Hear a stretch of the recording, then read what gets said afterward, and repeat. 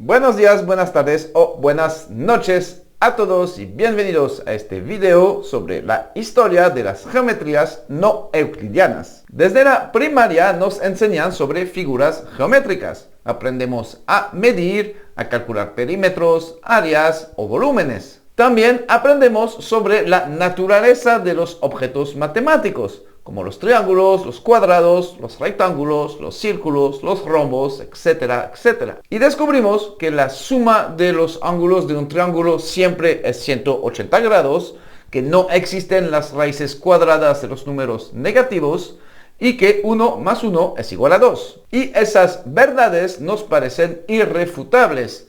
Y por lo general, si no salimos de las matemáticas escolares, nos quedamos con esas ideas toda la vida.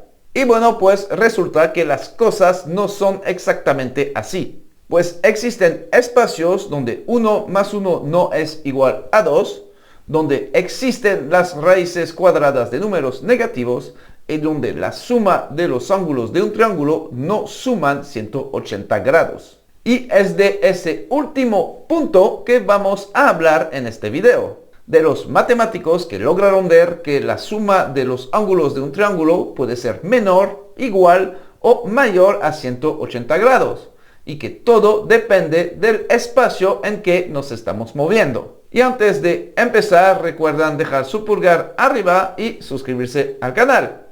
Ahora regresamos al pasado en Medio Oriente, donde probablemente se inició la historia de la geometría. Junto con la aritmética, la geometría fue de los primeros campos matemáticos explorados por el hombre. Hay varios registros de que los sumerios hace más de 3000 años ya hacían geometría. Y no es un azar, fueron los primeros a asentarse en ciudades. Y la geometría nació de las necesidades de construir edificios, limitar terrenos o calcular áreas. Si regresamos al inicio de la geometría, el concepto de distancia fue probablemente el primer concepto al cual se interesaron los humanos. Luego aparecieron otros conceptos básicos como las curvas, los cuerpos y las superficies. Los babilonios también exploraron la geometría e hicieron grandes avances. Por ejemplo, ya conocían el teorema de Pitágoras 2000 años antes de Cristo.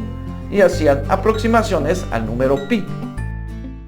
Sin embargo, que fueran los sumerios, los babilonios o los egipcios, no hacían demostraciones formales. Sus matemáticas eran aplicadas a problemas concretos y se resolvían de manera empírica, es decir, haciendo al tanteo. Y así duró durante varios siglos hasta que llegaron los griegos. No existe registros de cómo inició realmente la geometría griega. El principal documento que tenemos de esta época es el Sumario de Eudemo de Rodas, en el cual aparece una lista de nombres que contribuyeron al desarrollo inicial de la geometría. Entre ellos destacan Tales de Mileto, quien se considera como fundador de la geometría sistemática y se destacó por utilizar métodos deductivos en la geometría. Luego llegaron los pitagóricos, que hicieron grandes aportaciones a la geometría. Entre muchas cosas, mostraron que la suma de los ángulos de un triángulo equivale a 2 ángulos rectos. La gran mayoría de sus resultados eran ya conocidos desde hace mucho tiempo antes, pero lo que hay que resaltar es la manera deductiva de su razonamiento. Y fue en aquel entonces que se produjo uno de los cambios más importantes en la historia de las matemáticas. Se empezó a demostrar de forma sistemática las proposiciones partiendo de otras proposiciones básicas. El primer intento del que se tiene registro fue de un pitagórico, Hipócrates de Chios, y tuvo un éxito tratando de dar una presentación lógica de la geometría como una cadena de proposiciones. Pero el gran cambio de la geometría y de las matemáticas en general se produjo alrededor del año 300 a.C., cuando Euclides publicó su obra Los Elementos. Este libro es uno de los más importantes de la historia de la humanidad. Fue la base de los estudios científicos durante muchos siglos. Los elementos se consideran como uno de los textos más divulgados en la historia y el segundo en número de ediciones después de la Biblia, con más de 1000. En este libro, Euclides hizo una compilación de todo el saber geométrico de su época, pero lo hizo de forma diferente. Demostró cada una de sus proposiciones utilizando un sistema de cadena de proposiciones. Así, por primera vez había argumentos lógicos de por qué algunos conceptos matemáticos funcionaban siempre y en cualquier situación. Pero ¿cómo sucedió eso? Entre los tiempos de Tales y de Euclides se desarrolló la noción de un discurso lógico. Es decir, para presentar un argumento debe de existir un supuesto previo. Y este supuesto previo debe deducirse el mismo de otro supuesto previo y así sucesivamente. Por eso era necesario tener unas proposiciones básicas de cuales se desprendían todas las demás. Estas proposiciones se conocen como axiomas. Euclides partió de 23 definiciones como puntos y rectas, 5 nociones básicas y 5 postulados. Y así creó lo que se conoce hoy como la geometría euclidiana, es decir, toda la geometría que se puede deducir de estos axiomas. Y sus 5 nociones básicas son las siguientes. Las cosas que son iguales a la misma cosa también son iguales entre sí. Si se suman iguales a iguales, los enteros son iguales. Si iguales se restan de iguales, los restos son iguales. Las cosas que coinciden son iguales entre sí. El todo es mayor que la parte.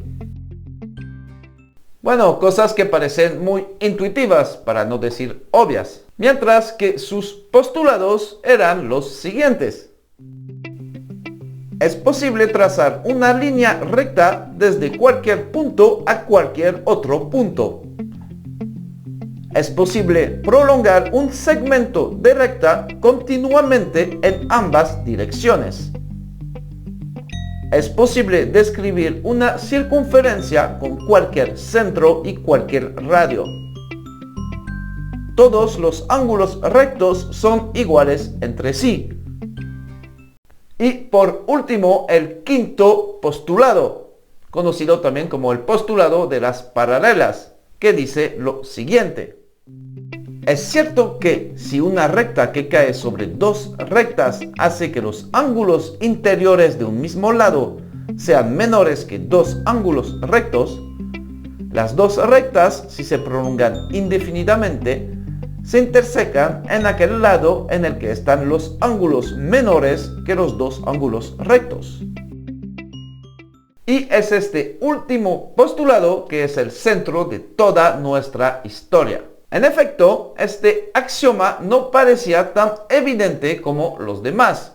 Le faltaba la concisión y la comprensibilidad de los otros 4. De hecho, parece que el mismo Euclides tenía sus dudas respecto al quinto postulado, ya que trató de evitarlo lo más posible en sus demostraciones, incluso si estas se volvían más complicadas. Así que apenas publicado, el quinto postulado se volvió el centro de interés de muchos matemáticos, pues pensaban que su falta de claridad venía del hecho de que se podía demostrar partiendo de los otros 4. Y eso es lo que trataron de hacer muchísimos matemáticos durante casi 2000 años. No se puede mencionar a todos los matemáticos que lo intentaron, pero podemos mencionar a Ptolomeo en el segundo siglo a.C. y también a los 3 precursores árabes de la geometría no euclidiana, Al-Hazen alrededor del año 1000, Omar Khayyam 100 años después y At-Tusi en el siglo XIII. Pero bueno, durante 20 siglos todos fracasaron al intentar demostrar el quinto postulado partiendo de los 4 primeros. Y ahora damos un brinco al siglo XVIII y nos vamos a Italia. En el año 1733, el jesuita Girolamo Saccheri profesor en la Universidad de Pavia, intentó demostrar el quinto postulado por reducción al absurdo. Es decir, que partiendo de los primeros 4 postulados y negando el quinto, trató de llegar a una contradicción.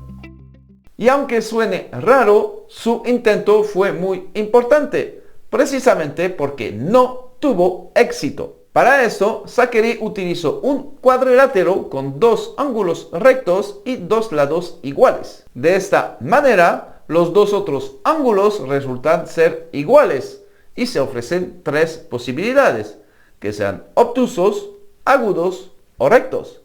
Y si logra eliminar las 2 primeras opciones, lograría demostrar su teorema. Pero solo pudo eliminar el hecho de que fueran obtusos y nunca encontró argumentos suficientes para descartar la idea de que fueran agudos. Pero intentando hacer demostraciones con un conjunto de axiomas diferentes al de Euclides, construyó sin querer la primera geometría no euclidiana, aunque no se dio cuenta de ello. También podemos mencionar al matemático francés Adrien-Marie Legendre, quien unos pocos años después intentó demostrar el quinto postulado. Para ello utilizó 3 hipótesis: que la suma de los ángulos de un triángulo sea menor, igual o mayor que 2 ángulos rectos. Logró eliminar la primera hipótesis, pero no las demás. Y entonces nos encontrábamos frente a un callejón sin salida. Parecía que nunca íbamos a poder demostrar el quinto postulado partiendo de los 4 otros. Fue en aquel entonces que algunas mentes brillantes propusieron que en vez de demostrarlo, había que negarlo. Pero a ver, ¿cómo hicieron eso? Bueno, una manera equivalente y más sencilla de expresar el quinto postulado es la siguiente. Por un punto exterior a una recta pasa una única paralela. Entonces tenemos 2 maneras de negar esto. La primera es pensar que por un punto exterior a una recta no pasa ninguna paralela. Y la otra manera es pensar que por un punto exterior a una recta pasan siempre más de una paralela. Y bueno, resulta que ambas hipótesis llevan a la construcción de las geometrías no euclidianas, la conocida como la geometría hiperbólica y la conocida como la geometría elíptica. Parece ser que el primero en darse cuenta de la independencia del quinto postulado y de la posibilidad de obtener nuevas geometrías fue Gauss, cerca del año 1813, y Ferdinand Karl Schwerkart en 1818, pero probablemente por temor a las críticas ninguno publicó sus trabajos. Y fue en este contexto que hacen su aparición los 2 matemáticos que se consideran como los padres de las geometrías no euclidianas, el ruso Nikolai Ivanovich Lobachevsky y el húngaro János Bolyai, y les pido perdón por mi pronunciación. Ambos, y de manera independiente, desarrollaron la geometría hiperbólica, también conocida como geometría lobachevskiana o Bolyai-Lobachevskiana. Y sobre todo fue el hecho de que estos 2 estaban totalmente convencidos de la independencia del quinto postulado que hace que la historia los reconozca como los fundadores de esta geometría. Nikolai Lobachevsky informó por primera vez de su nueva geometría no euclidiana el 23 de febrero de 1826, en una conferencia en la Universidad de Kazán. La primera exposición escrita de los principios de dicha geometría se encuentran en la memoria de Lobachevsky sobre los fundamentos de la geometría, publicada en los años 1829 y 1830 en la revista Boletín de Kazán. En cuanto a János Bolyai, el análisis del postulado de las paralelas de Euclides llegó a convertirse en una obsesión para él, tanto que su propio padre le escribió lo siguiente: «Por amor de Dios te lo ruego, olvídalo, témelo como a las pasiones sensuales, porque lo mismo que ellas puede llegar a absorber todo tu tiempo y privarte de tu salud de la paz de espíritu y de la felicidad en la vida. Sin embargo, persiguió con su búsqueda y su conclusión fue que el quinto postulado es independiente de los demás. Luego, ideó nuevas geometrías consistentes a partir de la negación del quinto postulado. Al descubrir esto, le envió una carta a su padre donde le dice: he creado algo nuevo y diferente de la nada.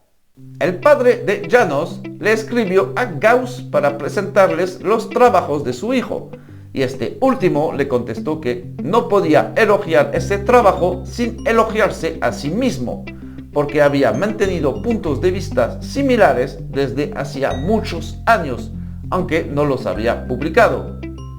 Aunque también escribió que consideraba a este joven geómetra Bolyai como un genio de primer orden. Sin embargo, la persistente falta de reconocimiento desanimó tanto a Bolyai que nunca persiguió con su carrera de matemático. Unos pocos años después vemos aparecer otro grande de las matemáticas, Bernhard Riemann. Riemann va a generalizar la geometría introduciendo los conceptos de variedades geométricas y de curvatura, creando así la geometría riemanniana y en especial la geometría elíptica. Así, las tres geometrías de cuales hemos estado hablando, la euclidiana, la elíptica y la hiperbólica, son en realidad casos particulares de la geometría riemanniana, clasificadas según la curvatura del espacio. Y si quisiéramos resumir muy brevemente las diferencias entre esas geometrías, podríamos decir lo siguiente. En la geometría euclidiana, se satisfacen los 5 postulados de Euclides, el espacio tiene curvatura 0, por un punto exterior a una recta pasa exactamente una paralela, la suma de los ángulos de un triángulo es igual a 180 grados, y la manera general de representar el espacio de la geometría euclidiana es el plano. En la geometría hiperbólica, se satisfacen solo los 4 primeros postulados de Euclides. Tiene curvatura negativa. Por un punto exterior a una recta pasa más de una paralela. La suma de los ángulos de un triángulo es menor que 180 grados. Y una manera de representar un espacio de geometría hiperbólica es una superficie en forma de silla de montar. Y en la geometría elíptica, se satisface solo los 4 primeros postulados de Euclides. Tiene curvatura positiva. Por un punto exterior a una recta no pasa ninguna paralela. La suma de los ángulos de un triángulo es mayor que 180 grados. Y la manera más simple de representar un espacio de geometría elíptica es la esfera. En este caso, nuestras rectas serían los círculos mayores, como por ejemplo lo es el ecuador en la Tierra. Bueno, pero queda una duda. ¿Cómo se aplica eso? ¿Y a qué sirven esas geometrías? Pues la geometría euclidiana había funcionado muy bien durante miles de años y además parece mucho más sencilla que las otras. Bueno, pues los científicos no tuvieron que esperar tanto tiempo y en mi opinión la respuesta es impactante. Alrededor de 1920, Albert Einstein trabaja en su teoría de la relatividad y se hace preguntas sobre la forma del universo. Logra demostrar que la geometría del espacio-tiempo tiene curvatura. También muestra que esa curvatura corresponde a lo que observamos como campo gravitatorio y que los objetos se mueven a lo largo de lo que serían las rectas dentro de esa geometría, que llamamos geodésicas, como por ejemplo los círculos máximos en las esferas. Pero no es todo. También observa que si nos centramos en una parte infinitesimal del espacio, la geometría que se obtiene es la euclidiana. Y si en cambio generalizamos la estructura geométrica del espacio, esta tiene curvatura. Es decir, que según cómo estudiamos el universo, a lo grande o a lo chico, será la geometría que vamos a utilizar. Fantástico. A ese tipo de espacios se le conoce como localmente euclideo. Significa que si nos acercamos mucho a una zona, esta tendrá una estructura de Rn, donde la geometría que se utiliza es la euclidiana. Y es por eso que a nuestra escala de humanos vemos el mundo que nos rodea como euclidiano. Y es muy difícil imaginarlo de otra forma, precisamente porque nos encontramos en una parte infinitesimal del universo. Y bueno, como se han de imaginar, me han faltado muchos otros matemáticos que contribuyeron al desarrollo de las geometrías no euclidianas, pero es difícil poner a todos en un solo video. Y bueno, espero que les haya gustado mucho este pequeño resumen. Yo ahora me despido y les digo, hasta la próxima.